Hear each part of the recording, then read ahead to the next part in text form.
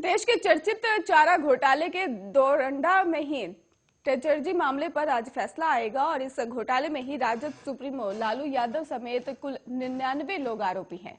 इस मामले में सीबीआई के जज एसके शशि द्वारा ही फैसला सुनाया जाएगा और इस दौरान ही राजद सुप्रीमो लालू यादव भी आज कोर्ट में उपस्थित रहेंगे। इस संबंध में लालू प्रसाद यादव के वकील प्रभात कुमार ने बताया है कि चारा घोटाला के 4 मामलों में पहले ही लालू प्रसाद यादव समेत अन्य लोगों को सजा सुना दी गई है और 5 मामलों में एक ही गवाह और डॉक्यूमेंट्स हैं और उसी के आधार पर ही 4 मामलों में अलग अलग पीरियड की सजा सुनाई गई है। और ऐसे में बता दें आपको कि अवैध निकासी मामले में ही उन्हीं गवाह और डॉक्यूमेंट्स पर ही फैसला होना है और ऐसे में बचने की गुंजाइश नहीं दिख रही है। ये कहना मुश्किल है क्या कि हो सकता है कि राजद सुप्रीमो लालू यादव आज चारा घोटाले के दोरंडा टेचरजी मामले में ही कोर्ट में उपस्थित रहेंगे। जानकारी के मुताबिक सुनवाई से 2 दिन पहले ही लालू यादव रांची पहुंच चुके हैं और वे रविवार को ही पटना से रांची चले गए थे। रांची पहुंचते पर ही राजद कार्यकर्ताओं द्वारा लालू यादव पर स्वागत किया गया था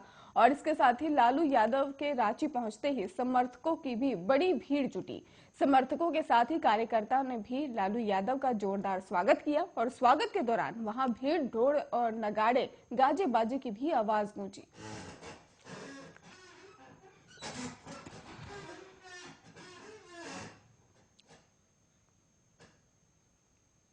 पीएम मोदी के पंजाब दौरे की वजह से मुख्यमंत्री चन्नी के हेलीकॉप्टर को इजाजत नहीं मिलने से विवाद छिड़ गया है। चन्नी ने कहा है कि फिरोजपुर में ही किसानों पर लाठियां नहीं चलाने के कारण मुझे रोकने की कोशिश हो रही है और वहीं केजरीवाल पर हमला करते हुए चन्नी ने उन्हें झूठा मक्कार बताते हुए दावा किया कि केजरीवाल अपने मुख्यमंत्री उम्मीदवार भगवंत मान को हराना चाहते हैं। प्रधानमंत्री मोदी की रैली के बाद जालंधर में ही मुख्यमंत्री चन्नी ने कहा कि आज मुझे उड़ने से रोक दिया गया, पूरे दिन मुझे प्रचार नहीं करने दिया गया और क्योंकि प्रधानमंत्री का कार्यक्रम था इसलिए क्या मैं आतंकवादी हूं? अगर मैं फिरोजपुर में किसानों पर लाठी चला देता तो सब ठीक रहता। और प्रधानमंत्री ने खुद 2014 का जिक्र किया और जब उन्हें इजाजत नहीं दी गई थी तो ये सब मुझे रोकने के लिए किया जा रहा है।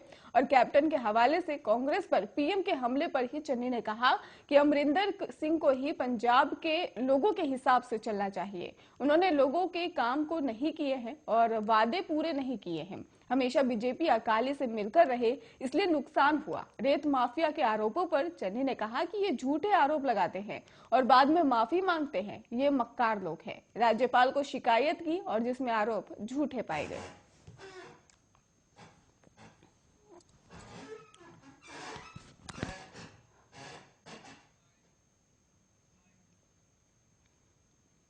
कोरोना की तीसरी लहर की रफ्तार भारत में अब थमती जा रही है। आज लगातार तीसरे दिन कोरोना के नए मामले 50,000 से कम दर्ज किए गए और देश में पिछले 24 घंटे में ही 27,409 नए कोरोना केस और 347 संक्रमितों की जान चली गई, जबकि इससे एक दिन पहले कोरोना के 34,113 नए मामले आए थे और 346 लोगों की जान गई थी।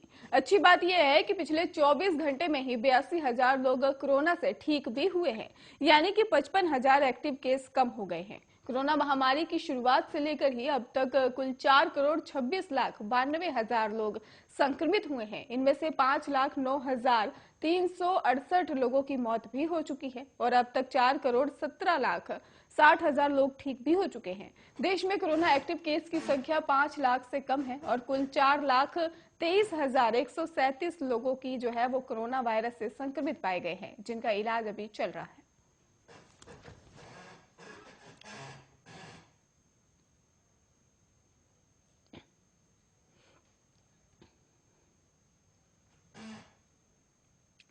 वहीं दिल्ली में सोमवार को बीते 24 घंटे में कोरोना के ही 586 नए मामले आए हैं, जबकि 4 लोगों की मौत हो गई है। कोरोना पॉजिटिविटी अगर रेट की बात की जाए तो 1.37% है और सक्रिय मामले की संख्या भी घटकर 3,416 हो गई है। कोरोना का रिकवरी रेट 98.40 है और कोरोना पॉजिटिविटी रेट भी 0.18% है, जबकि डेथ की रेट की बात की जाए तो 1.41% है।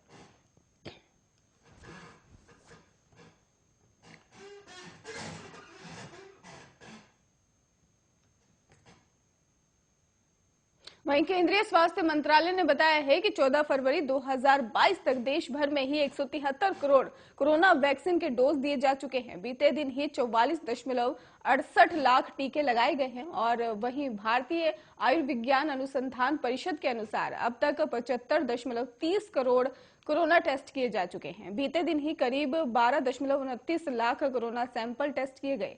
देश में ही कोरोना में से मृत्यु जो दर है वो 1.19% है, जबकि रिकवरी रेट भी 97.68% है। एक्टिव केस 1.12% है।